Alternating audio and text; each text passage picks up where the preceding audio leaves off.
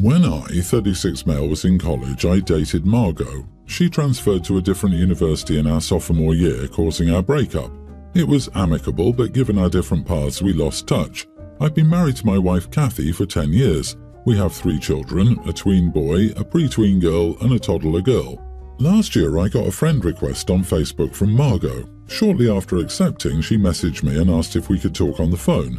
I found it weird, but something told me to do it. So I called her and she told me she had a teen daughter, Paige.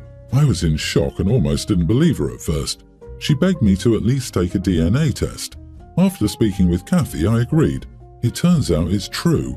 I have a teen daughter who's lived just an hour from me her entire life. Margot says she didn't tell me as she thought she could be a mother alone. But now Paige was older and wanted to know me. I agreed to start a relationship with her. At first, things went pretty well. We did a lot of stuff one-on-one as well as some things with my wife and other children. Initially, Paige wanted to spend a lot of time just with us, which made sense as we had much catching up to do. I see Paige at least once a week. She usually comes down to stay with us every other weekend, and I'll go up to see her on the weekends in between, just me, not the rest of the family. While I love my time with Paige, I also must balance time with my other kids, something she doesn't seem to understand. I'll invite Paige to join family things and she'll turn it down. Or she'll find out I'm doing something with one of the other kids and want to come along or ask me to cancel the plans to spend time with her. The biggest incident came this past weekend. My son had a basketball game. Paige asked if I could come hang out with her. I explained why I couldn't but said she was more than welcome. She got irritated and said no. I offered to come up the following day. She asked why I couldn't just blow off the basketball game. I told her that it was important to her brother. She said I had more time with them and they could do without me for a few years. I told her that was not going to happen. I said I loved her. I want to spend time with her, but I also have other kids to consider. She's always welcome to join our activities that aren't special one-on-one days, and I'll always make sure I spend one-on-one time. She said she never asked for little siblings, and while I sympathized, I said they exist and I have to balance everyone. I said if she doesn't want to hang out with the other kids and my wife, that's fine, but expecting me to blow them off isn't reasonable. Now she's very upset with me. I have offered therapy. She refuses. I've asked if there's anything my wife or other kids did. She says no, she just doesn't want to share me. She still claims that I should put her above her siblings. I can't do that. Am I the idiot? Not the idiot. She never asked for siblings, but you never asked to have a daughter hidden from you for so many years. Though that's not her fault, but her mother's. You've shown a lot of care and compassion, but you are correct that you have to balance everyone. You were correct to tell her that you aren't going to dump your family for her, and I agree with you that she could use some therapy. I agree OP is not the idiot here, but I don't think the daughter is either. She's a victim too. There is one idiot and villain in this story, Margot. I actually don't understand how, as a society, we even normalize hiding a child from a father to the point where it's even considered an option for a woman, in any case other than those that involve fleeing domestic dangers. At the very least, Margot should be a social pariah for what she's done, and a part of me even thinks this should be a felony crime. Given the few details here, I think it's unfair to make such assumptions about Margot. OP, I think it's time you communicate more with Margot on effectively managing a newly blended family and establishing boundaries. Well, Margot told him she didn't tell him because she thought she could do it without him, which means she chose to hide it from him. And apparently she didn't tell her daughter that, did she? More importantly, why was Margot so happy to let OP back in after 16 years? I have to wonder if Margot told OP now because college is coming up in a few years and she wants him to pay for it. I don't think Margot is telling the whole story. Until Margot fesses up, no one will know.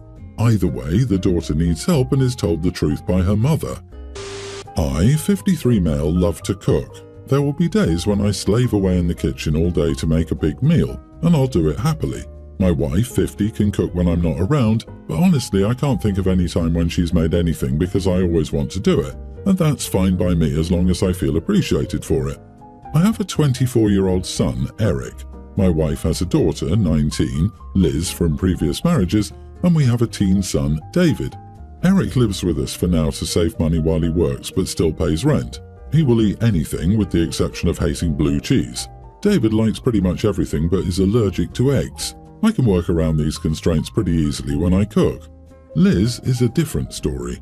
She's always been picky with the foods she dislikes, but it has gotten way worse. She went to college for a semester and then dropped out, so now she's living at home. And while she was away, she developed some terrible pickiness. She has stints of being a vegan, vegetarian, grain-free, pasta-free, oil-free, etc., but isn't consistent about it.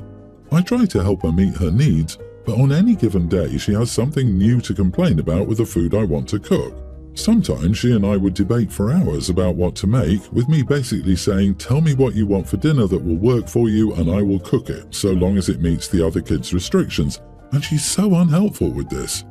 2 nights ago I cooked a dish Liz told me looked good in a book. We all sat down for dinner and everybody loved it except Liz.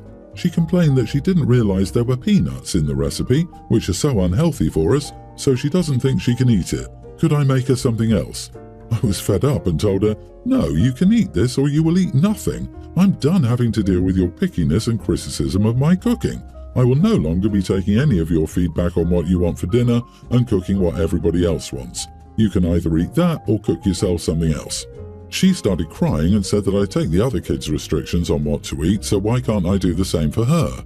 I reminded her that Eric only dislikes a single thing that I don't care for either, so there's no risk of it popping into a dish.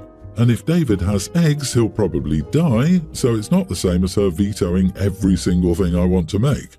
My wife took her side and said that I was being too sensitive and mean because Liz is not my real daughter and I'm showing favoritism. This is BS, by the way.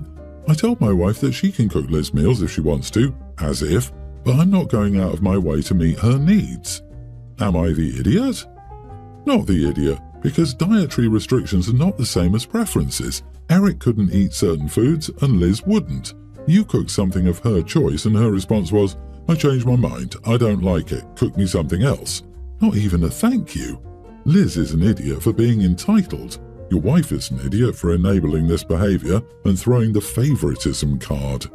1000% this. I got halfway through reading this story and I was like, what a brat. She can cook her own damn meals if she's going to act like this. And Mom took her side? Nope. What really gets me is that they have a teen child together. Opie and their wife have clearly been together since Liz was a toddler, and it follows the logic that Opie has been in a fatherly role to Liz for most of her life. Mom doesn't get to pull this BS. Liz is a spoiled child. The rest of the family should not have to eat around her ever-changing whims. When I was 9, my dad got remarried to a woman with 2 kids. The main one that I'm going to be talking about is Maya, who at the time was 12. I get along really well with my stepmother and we did stuff together all the time. I also got along with my stepbrother well too. Maya and I did not get along at all though. I will fully admit that I bullied her about her appearance and body. A few years later, there was an incident where she physically attacked me because of it. Our dad and stepmom took us all to family therapy where everything was hashed out. The main issue that I realized was that I was really just copying the things that my stepmother would say to Maya as constructive criticism. With everything out in the open, we both apologized to her, and she said she accepted our apologies but later said she didn't forgive me. She fully forgave her mother, but she didn't have to forgive me because I wasn't family. That set the basis of our relationship. I still get along great with my dad, stepmom, stepbrother and my other siblings. Maya and I were primarily civil with each other and the rest of the time we lived together, but otherwise we had no real relationship. I say primarily civil because she would always find a chance to insert a small comment about me bullying her in the past. She would, however, never make such a comment about her mom, so I don't have any contact with her now. I've seen her in person maybe a handful of times in the last 10 years. I try to stay on the furthest side of the room for her in those times. Now on to the current issue. My husband and I don't have kids, but we've always loved spending time and spoiling our nieces and nephews. We've both been finding more recent success with our careers, so we've been doing more expensive activities with them and getting them better gifts. We've never included Maya's kids because we don't have a relationship with them at all. The kids have talked amongst themselves though, and hers now want us to include them. Maya is trying to frame it as me bullying her again by excluding her kids, when she's the one who decided I'm not family, so I'm not sure why she expects me to see her or her kids as family. Am I the idiot for not including my stepsister's kids because she told me I'm not her real family? You are not the idiot, but I'm not sure what Maya wants here, because if I want nothing to do with you and you traumatize the heck out of me, why would I want you in my kids' lives? I also wouldn't have the expectation that you need to get my kids anything. Is she seeing the gifts as compensation for her pain or something? She doesn't consider you family and doesn't want to forgive you, which is her right. However, I'd frame this as, what is it that you want here? At the moment, I think she looks bad for acting like you're not family, but your money is when it comes to her kids. She can't have it both ways. Seriously, I mean, stepsis continuing to throw barbs at her younger sister, refusing OP's apology, and denying her as family sounds like bullying in itself. The fact that stepsis still held OP accountable for a child's mistakes well into adulthood makes OP's lack of relationship with stepsis's kids completely understandable. Stepsis looking for handouts now looks gross. Yep, deep down Maya knows OP wasn't the real bully. That OP was parroting Maya's mother. She couldn't cut out her mother or place blame there, so she pointed the continued anger at OP.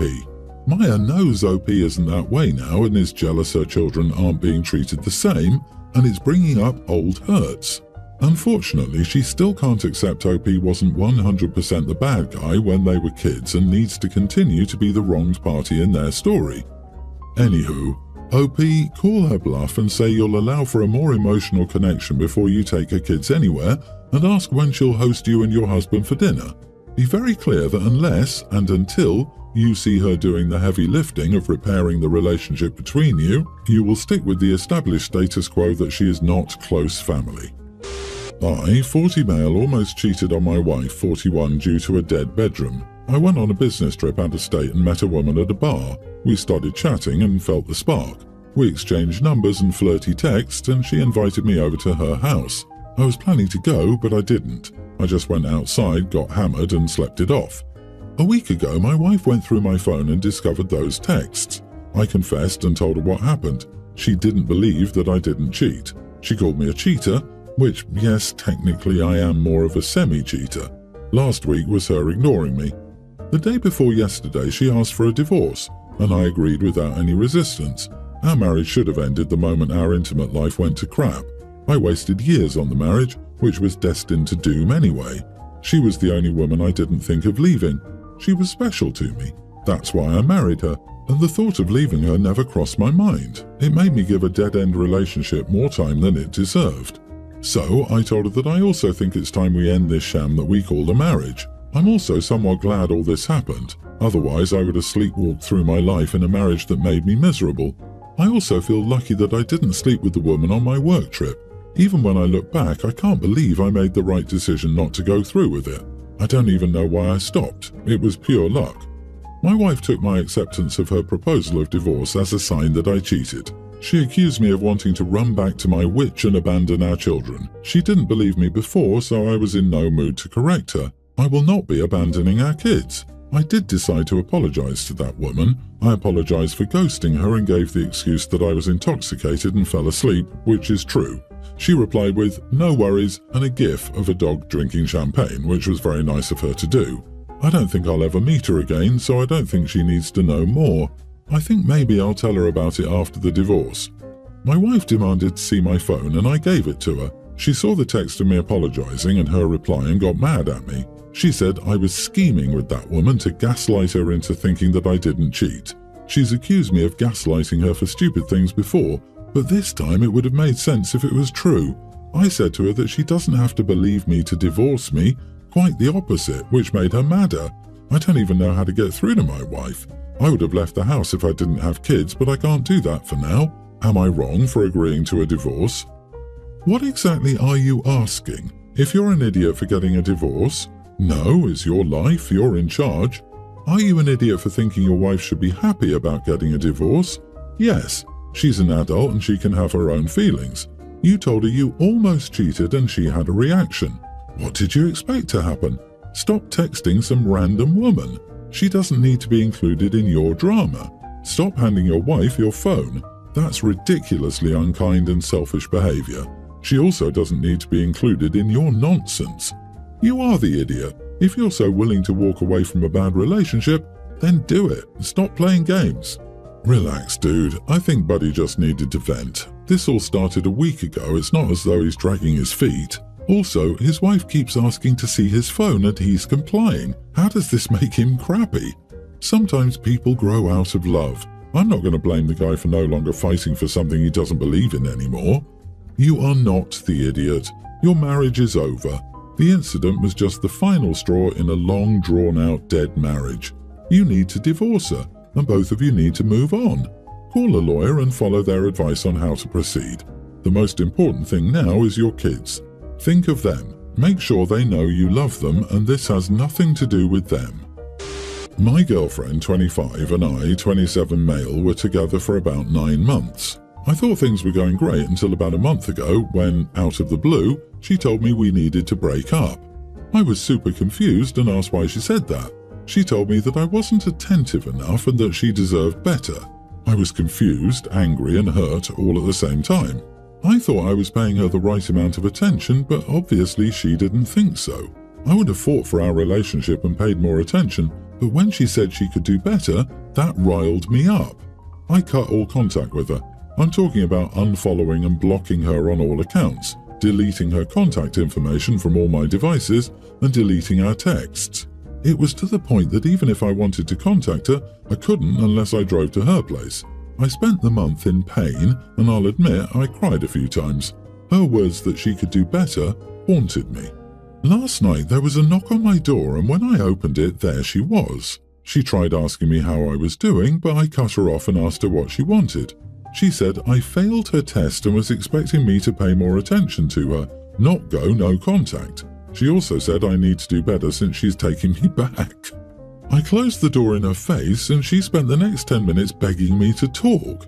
She and her friends texted me the entire night saying that it's normal for women to test their men and that I'm overreacting. They said that they usually start with small tests, but my ex jumped the gun and went for the big test because she saw us together for a long time and wanted to ensure I was the one. I never answered any of them and blocked every number that texted me.